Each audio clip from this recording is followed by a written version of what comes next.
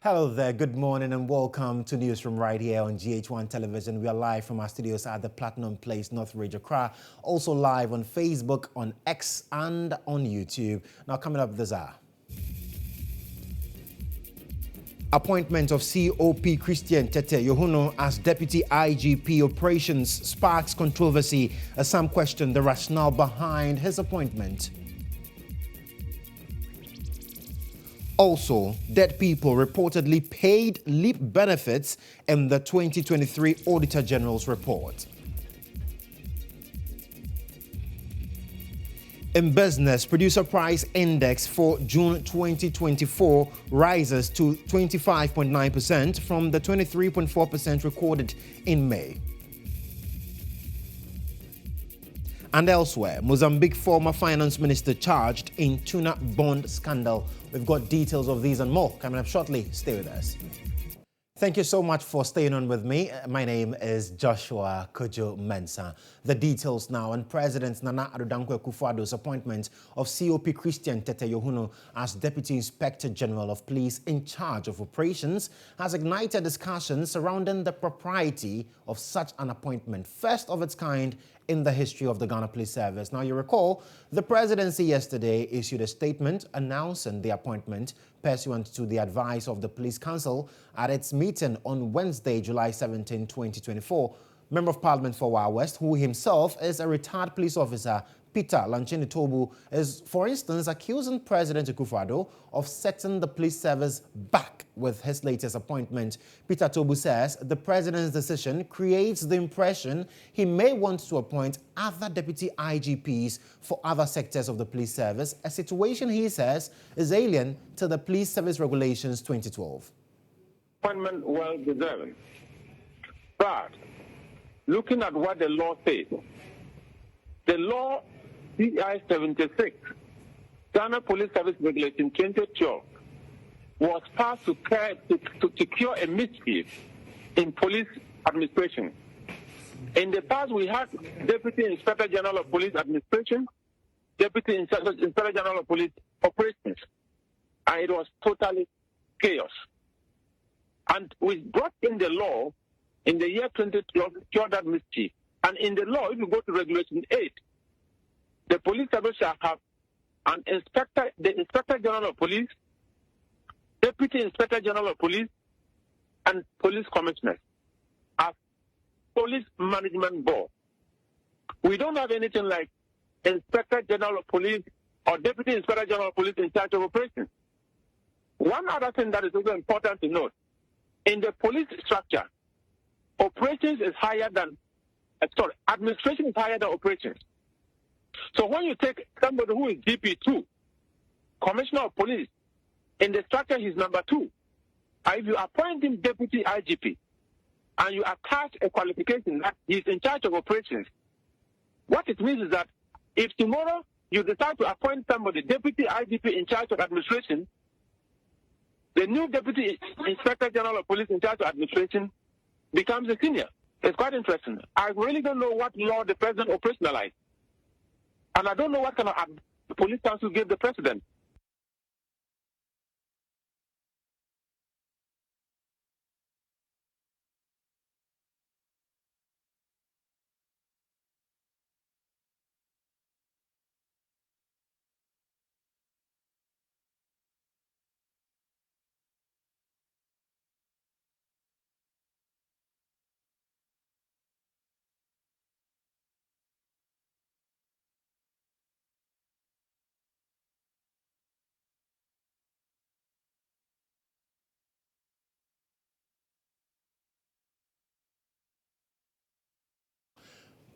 Right, so we'll be having a conversation on this particular development because a lot of people have been sharing varied concerns about this particular appointment of the man behind me, COP Christian Tete GHOne. But what do we know about him? Let's check out some of the things that he's achieved, for which reason President Akufo-Addo is now appointing him as the Deputy IGP for the Ghana Police Service, first in his of its kind in the police service. Now, let's look at his profile. Now, in November 2007, between that period, November 2007 and then May 2009, he was appointed the Divisional Commander for the Accra Central and also became the Accra Regional Operations Commander. And that's what a lot of people know him for, the man behind operations in the Greater Accra region. Now, in 2011, something happened. He received a Grand Medal for meritorious service in combating armed robbery and other criminal activities. And that was basically his award he got in 2011.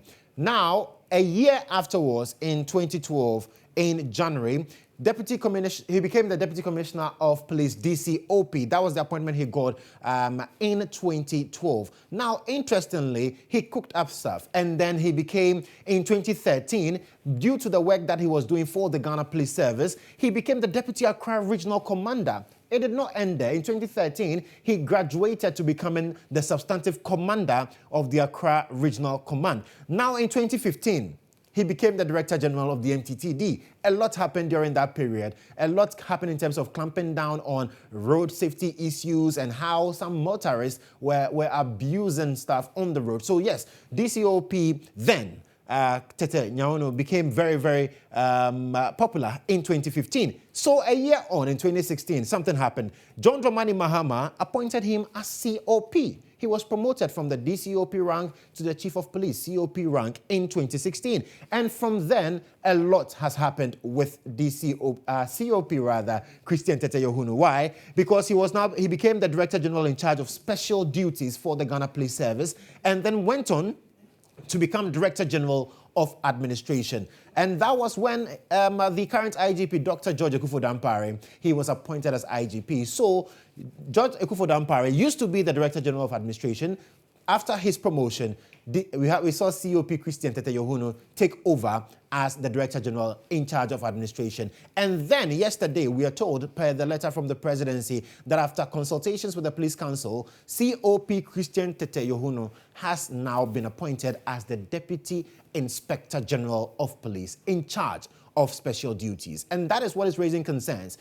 For people, well, in line with the police legislation and all of that, yes, we can make room for some deputy IGP. But the question now is why President Akuffo, upon consultation, has decided to specify that COP, Christian Tete GHOne, is now deputy IGP in charge of operations. And that's where a lot of people are raising concerns. And we'll be having a conversation shortly on that as well for you. But we also put it out there, and a lot of reactions has been on social media based on this particular one. And so Nana Ama Akwa, Mrs., has joined me with what you have been saying in reaction to this particular appointment on social media. Nana, it's been a very busy one on social media, I believe.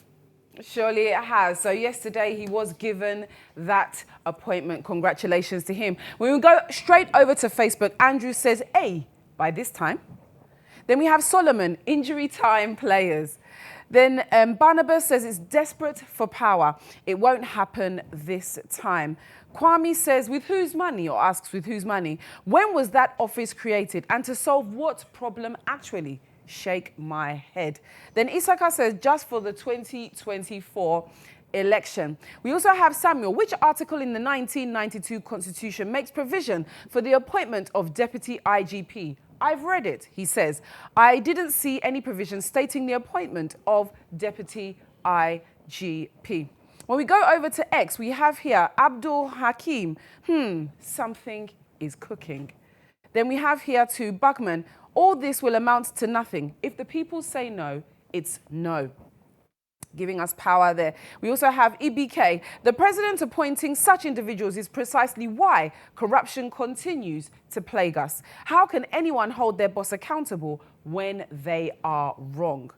Well, that's what we have time for you. Continue to send us your messages on Instagram, on Facebook, and on Twitter. My name remains Nanama Akwa. Joshua, back over to you. Many thanks, Nana Ama Akwa, for letting us know exactly what people are saying on social media. So we'll be going back to some other stories for you, but please stay interactive with us and let us know exactly what your thoughts are on this particular matter. We are streaming live on Facebook, also streaming live on YouTube and on X. So do join us on these platforms and let's have a conversation on that for you.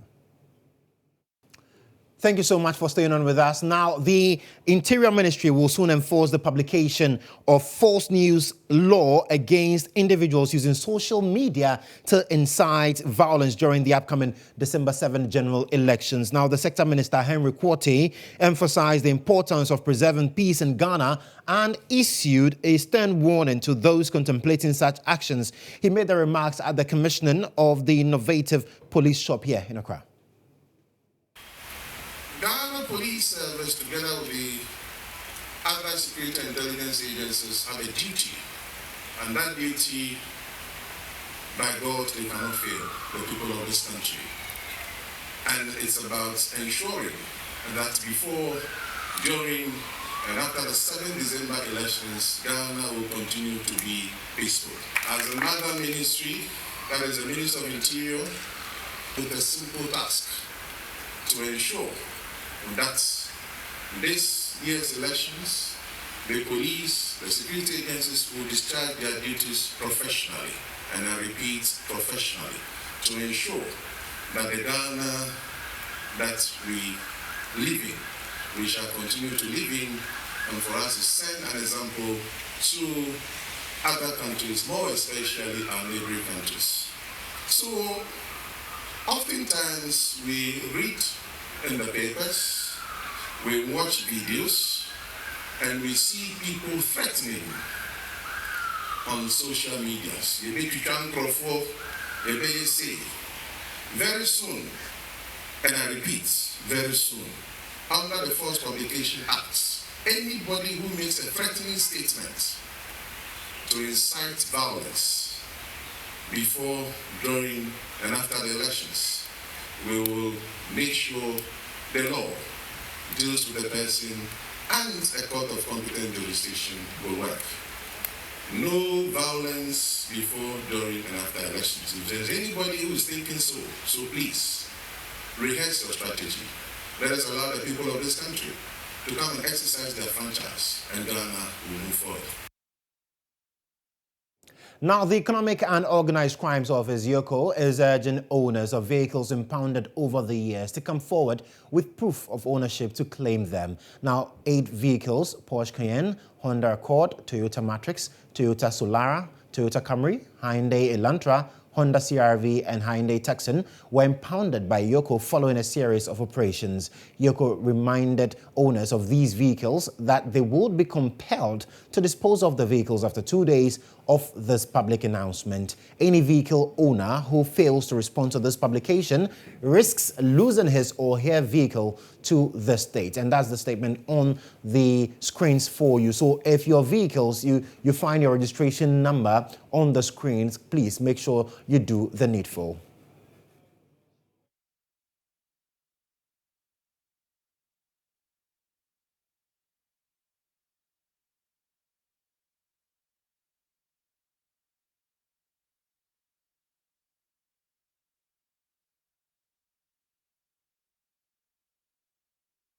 All right, let's talk about elections because the National Democratic Congress is taking a swipe at the Electoral Commission for urging political parties to accept the outcomes of election 2024 as the party says the commission is incapable of discharging a free and fair election. It comes after the chairperson of the commission, Addo, urged contesting political parties to accept the outcome of the upcoming December 7 polls, assuring the elections will be peaceful and transparent. Well, speaking after a football match between Coco and Hearts during Parliament's commemoration of 30 years of democracy, GHOne insisted the electoral processes are as transparent as a football match.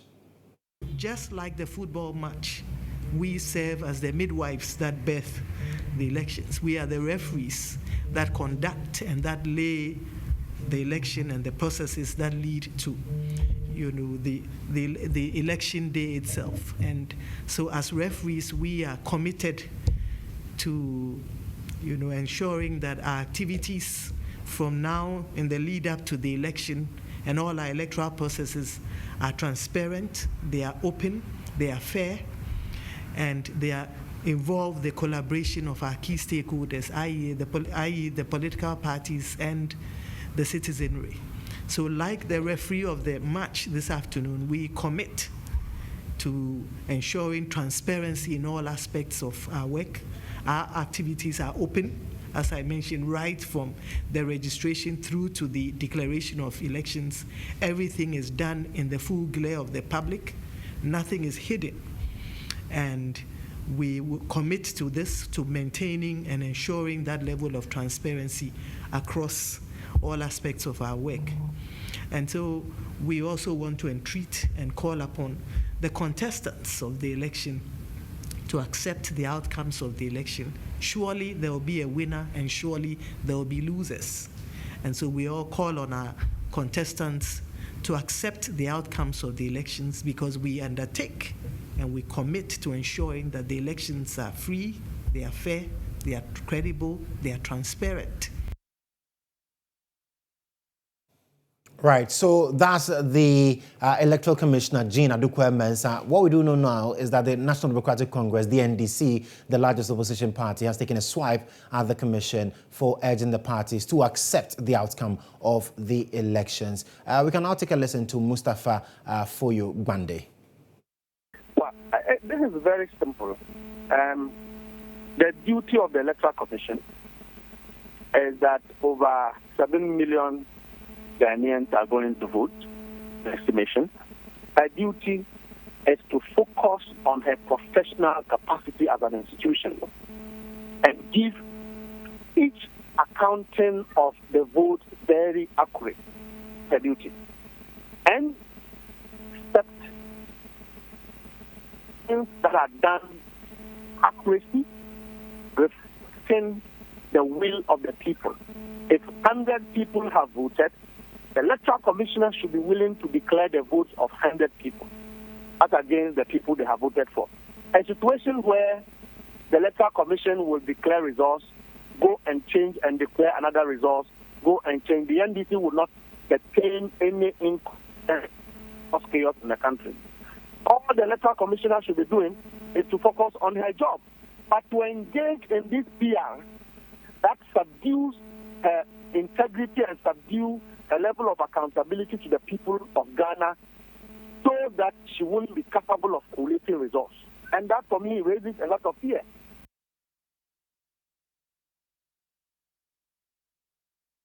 You're still watching news from right here on GHOne television with me, Joshua Kojo-Mensah. We'll go for a quick breather. We'll be back with more. Stay with us. Thank you so much for staying on with us. Let's now turn attention to some health stories. And members of the Rotational Nurses and Midwives Association, who just completed their service, say they are facing eviction from their homes as they are unable to pay for their rent due to the non-payment of the allowances, which have been in arrears since July last year. The over 11,000 members of the 2023 batch have not been paid by the government, despite numerous efforts to draw government's attention to their plight. The rotation nurses and midwives, who have issued a 2-week ultimatum to the government to release their financial clearance, say their predicament has been exacerbated by the eviction notice served on some members by their landlords. Our landlords are already evicting us, and without financial support, we will have no choice but to come and make the Ministry of Health our new place of residence. We have lost some of our colleagues during this 1-year period. Per information, issues like medical bills and other essentials contributed to the deterioration of their conditions, leading to their untimely demise. We are deeply disappointed in the government and the relevant ministry for their inaction and lack of communication on this critical issue. Despite our effort to engage them and the reassurances we receive, there have been no tangible progress as we speak. Enough is enough. We were reassured by the Director of Human Resources and the Public Relations Officer of the Ministry of Health that our petitions were received, and they will swiftly and continue to engage the Finance Ministry for our clearance to be released in due time to facilitate our payment. However, these reassurances has amounted to nothing. As Ghanaians, let's ask ourselves, how do we commute ourselves to the various workplaces? Even if we are working, we will buy water to drink. If we walk to the various workplaces, we will buy towels to clean our sweat. And looking at the astronomical increase in fuel prices, commuting ourselves to the workplace in ensuring that Mother Ghana moves forward. And for these young ones, nurses and midwives, not receiving a dime, it is not the best. Cho boy! Yay! Cho boy! Yay! Boy! Hey! Boy! Hey! Boy! Hey! Boy!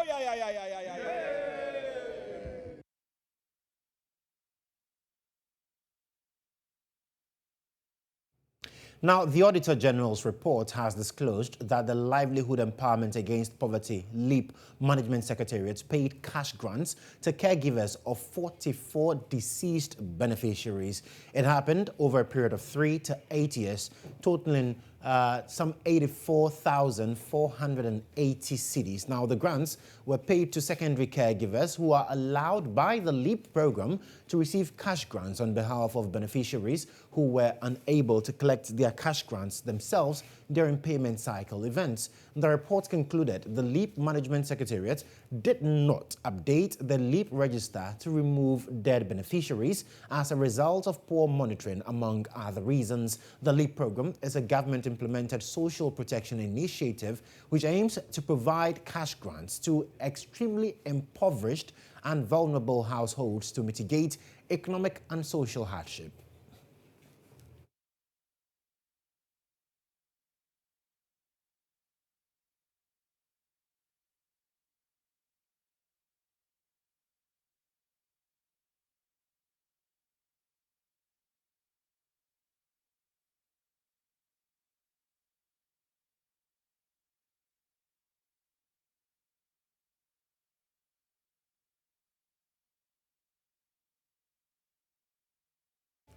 Well, the Greater Accra Regional Zongo Caucus coordinator of the NDC, Ismaila Horoya Ali, says the NDC prioritizes development in Zongo communities more than any other political party in the country. Now, at the inauguration of the Regional Zongo Caucus Working Committee, Horoya Ali detailed the party's achievements in Zongo communities, espoused the socialist ideals of the NDC, and called on the Zongo community to rally support for John Mahama to win the 2024 general elections.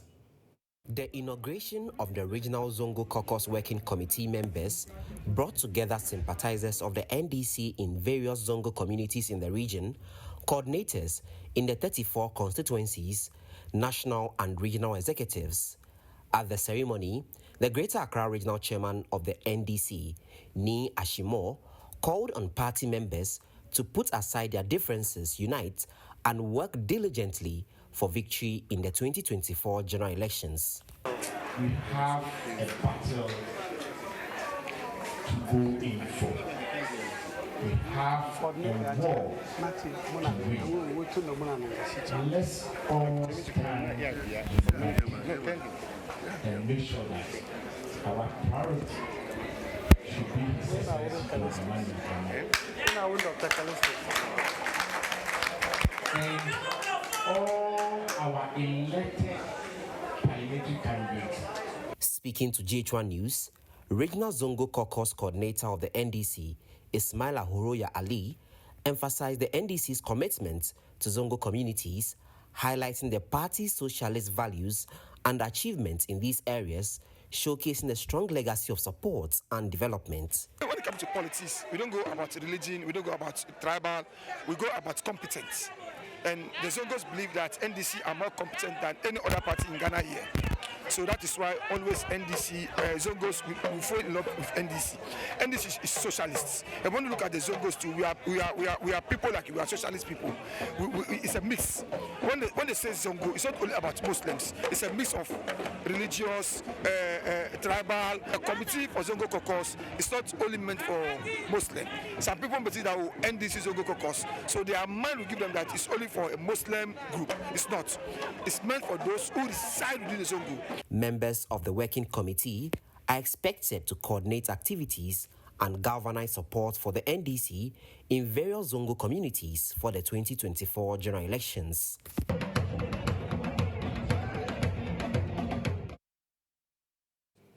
Now, in a historic move, the Lola Group of Turkey has committed $320 million to fund 6 critical development projects in Ghana's northern sector. This groundbreaking deal aims to tackle pressing challenges in the health, education and economic sectors, promising significant improvements in these essential areas.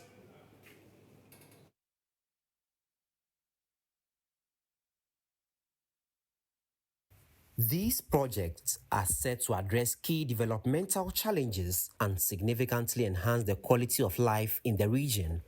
This partnership marks a pivotal step in overcoming these hurdles, advancing infrastructure, and fostering community development initiatives in Ghana.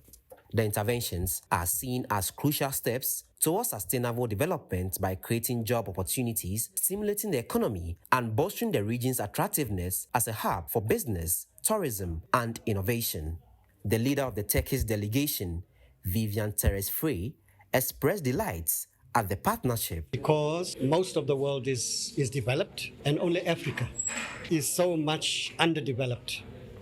And the Lola Group has got the passion to help Africa to become developed insofar as infrastructure is concerned, because if you have tarred roads that can go from one town or one city to the next, already the economy of the area is enhanced. The chairman of the Fair Trade Certified Bankuliso Cashew Farmers Association and Nakaburiwa Chief Adam Tampuri highlighted the significance of the community-driven growth. We will emphasize the need for tailored non-recourse funding models that cater for the unique needs of Ghanaian communities.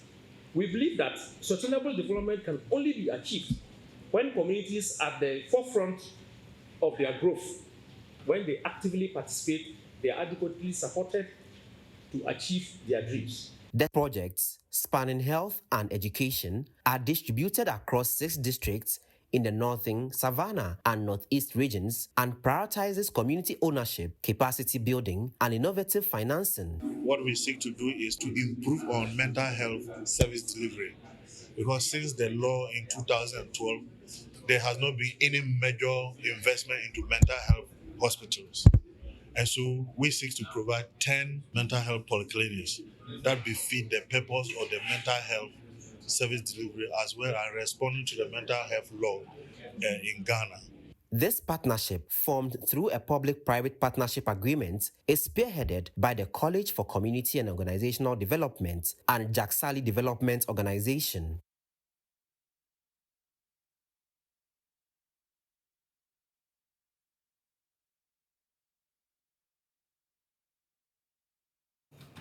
Let's now bring you the latest in the world of business.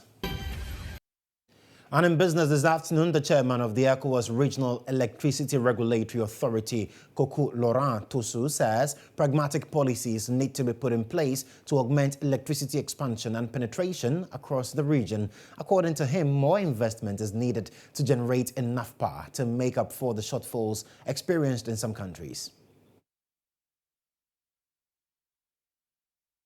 Through the adoption by the heads of states of Master Plan of the West African Power Pool for the period 2019 to 2023, strategies have been adopted to generate 16,000 megawatts and build 23,000 kilometers of transmission lines by 2033.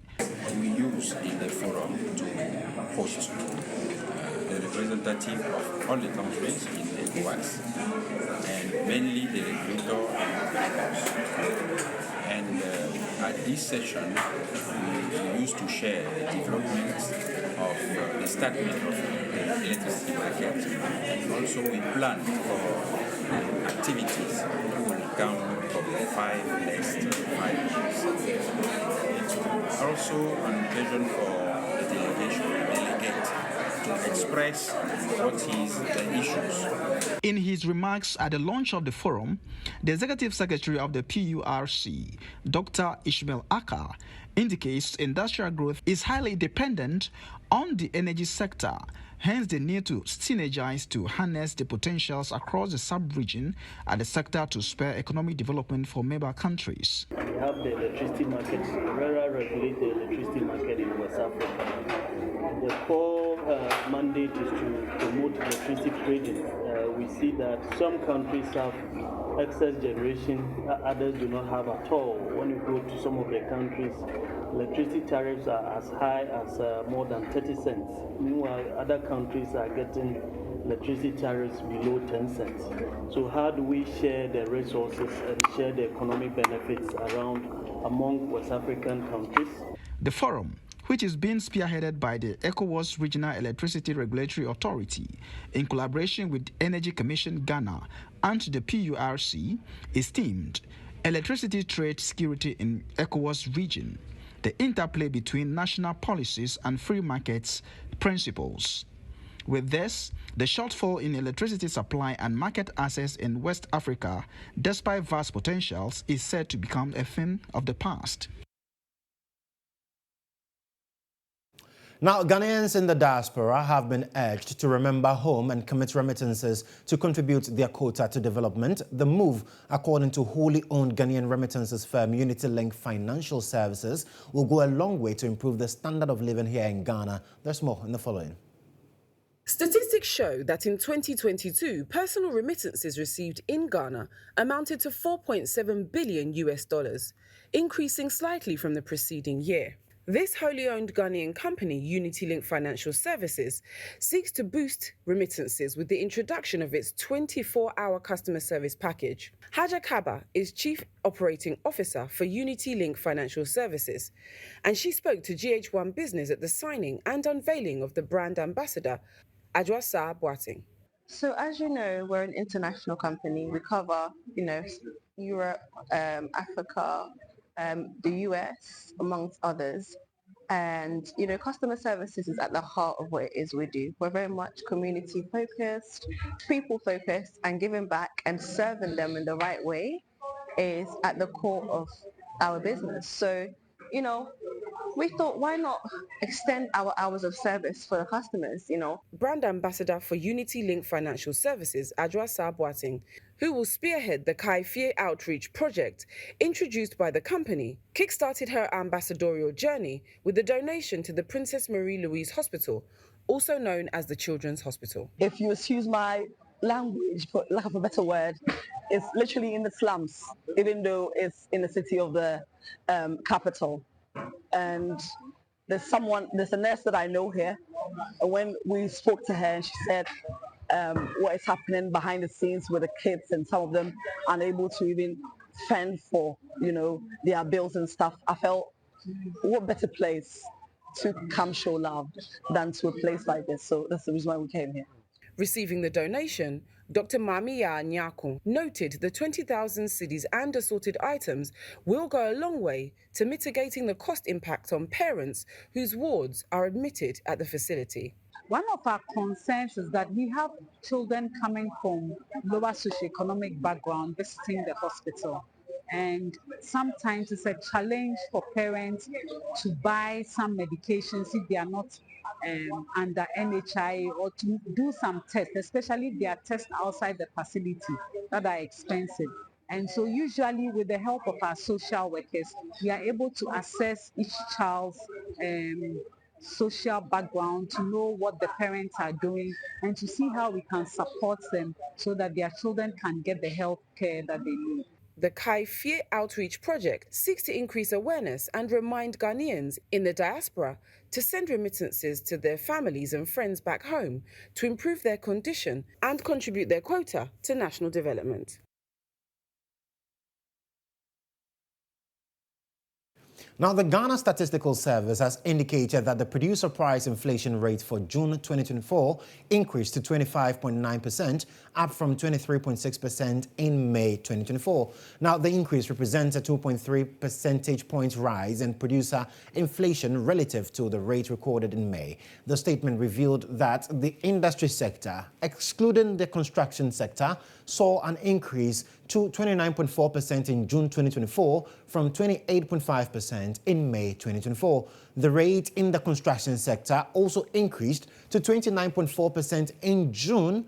In the services sector, the rate rose from 11.4% in May 2024 to 12.2% in June, while mining and quarrying construction, accommodation, and food services activities recorded inflation rates above the national average, the Ghana Statistical Service noted that the water supply, sewerage, and waste management activity recorded the lowest rate of 2.6% in June 2024.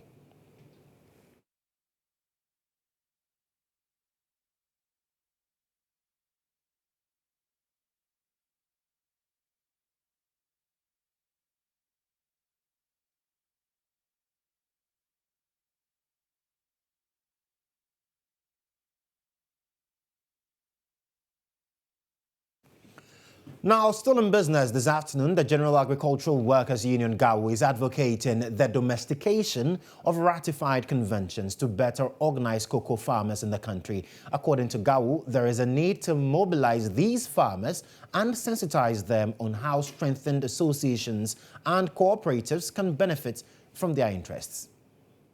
The General Agricultural Workers Union, GHOne, in collaboration with the Solidarity Center, has organized a 3-day training session for cocoa farmers.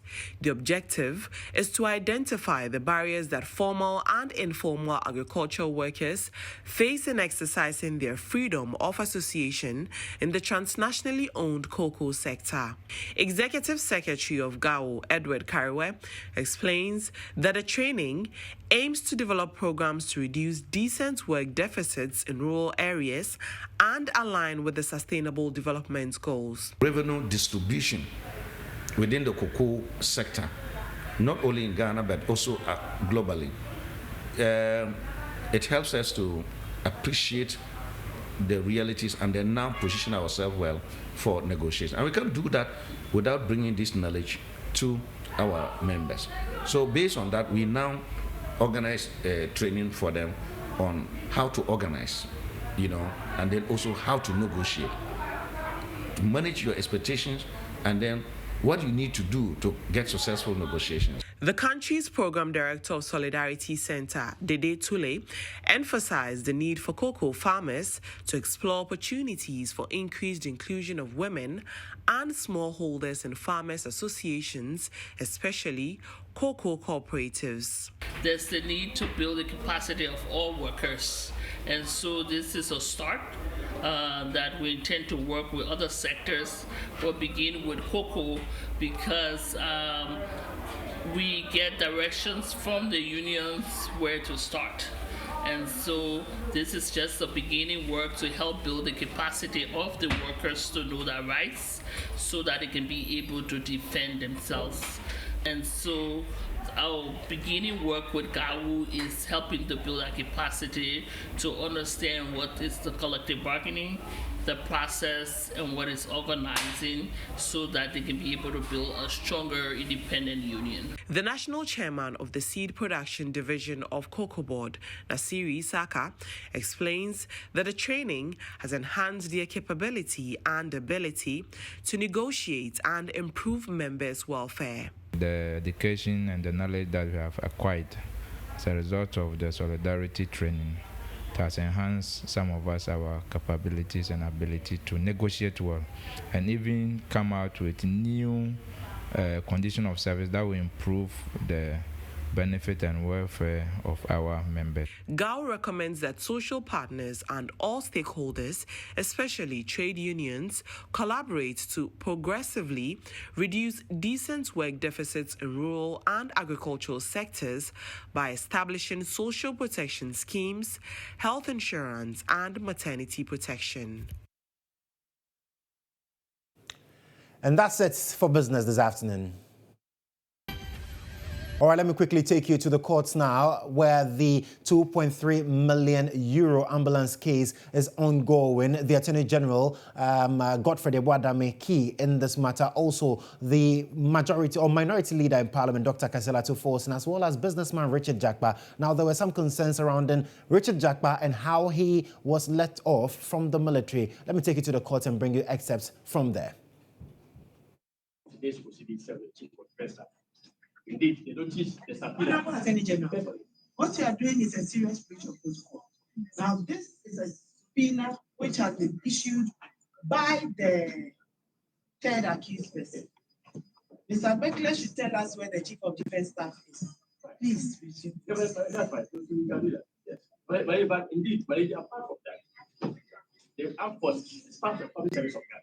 I absolutely agree. Yes, and that thing there is counsel for the Armed Forces. But you, in this particular in response to the allegation, that's a breach of protocol. That's what I'm just saying that in this criminal proceeding, this one, the people who have been called here by the third accused person to testify for him, not in respect of something that you are supposed to do. It's not supposed to be a defense for the statutory defense. No, it is a defense. The explanation I'm offering is that there has been no notice of. I am sure that if there is any explanation, Brigadier General Beckley. But it is going to come for me, can come for me. No, I don't think so. Brigadier General Beckley should offer the explanation. I think that's what you're trying to do, and then he did not. Well, I'm going to take whatever he has said, and that should conclude the matter. So please, Charles, where is the Chief of Defense Staff? The Chief of Defense Staff is not aware of today's. He was not served with a hearing notice at all. My lady, let me start. Yes. The subpoena that was issued was served on the 11th of July. Was served on the office of the Chief of the Defense Staff. Yes. And we were supposed to be in court on that same day. And so he didn't have anything. And for today, he still doesn't have personal knowledge of today's setting. And the reason is that we received the hearing notice today. The stamp indicates it. And by the time we receive it as an institution, not to him personally, today is 18. It was issued yesterday.